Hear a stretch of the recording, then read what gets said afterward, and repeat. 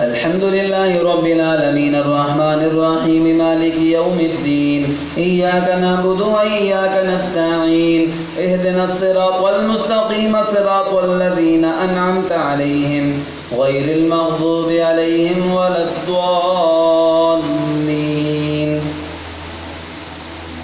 وإذ قال إبراهيم لأبيه وقومه إنني براء مما تعبدون وإذ قال إبراهيم لأبيه وقومه إنني براء مما تعبدون إلا الذي فطرني فإنه سيهدين وجعلها كلمة باقية في عقبه لعلهم يرجعون بل متعت هؤلاء وآباءهم حتى جاءهم الحق ورسول مبين ولما جاءهم الحق قالوا هذا سحر وإنا به كافرون وقالوا لولا نزل هذا القرآن على رجل من القريتين عظيم أهم يقسمون رحمة ربك نحن قسمنا بينهم معيشتهم في الحياة الدنيا ورفعنا بعضهم فوق بعض درجات ليتخذ بعضهم بعضا سخريا ورحمة ربك خير مما يجمعون ولولا أن يكون الناس أمة واحدة لجعلنا لمن يكفر بالرحمن لبيوتهم سقفا من فضة ومعارج عليها يظهرون ولبيوتهم أبوابا وسررا عليها يتكئون وزخرفا وإن كل ذلك لما متاع الحياة الدنيا والآخرة عند ربك للمتقين. الله أكبر. سمع الله لمن حمده. الله أكبر.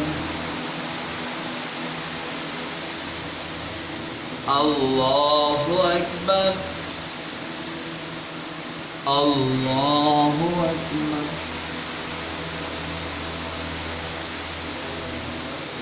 الله أكبر.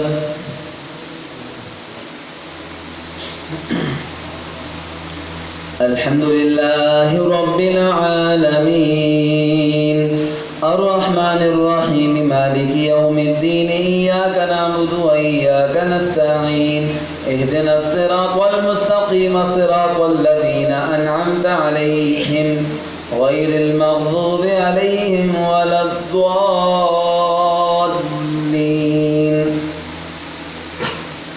ومن يعش عن ذكر الرحمن نقيض له شيطانا فهو له قرين وإنهم ليصدونه عن السبيل ويحسبون أنهم مهتدون حتى إذا جاءنا قال يا ليت بيني وبينك بعد المشرقين فبئس القرين ولن ينفعكم اليوم إذ ظلمتم أنكم في العذاب مشتركون أفأنت تسمع الصم أو تهدي العمي ومن كان في ضلال مبين فإما نذهبن بك فإنا منهم منتقمون أو نرينك الذي وعدناهم فإنا عليهم مقتدرون فاستمسك بالذي أوحي إليك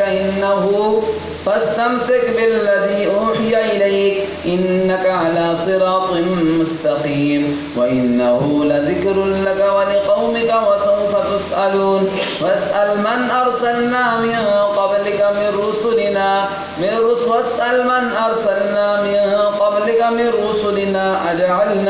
أجعلنا من دون الرحمن آلهة يعبدون. الله أكبر.